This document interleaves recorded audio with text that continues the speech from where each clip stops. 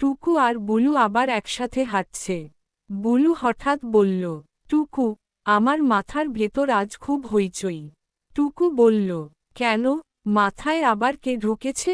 Blue বলল, ভাবগুলো, তারা বাজার বসিয়েছে। আনন্দের কান্না ভরা মুখ। টুকু অবাক, কি বিক্রি করছে? বুলু বলল, একজন ভুল বিক্রি করছে, আরেকজন উল্টো কথা। চোখ বন্ধ করে দেতো হাসি।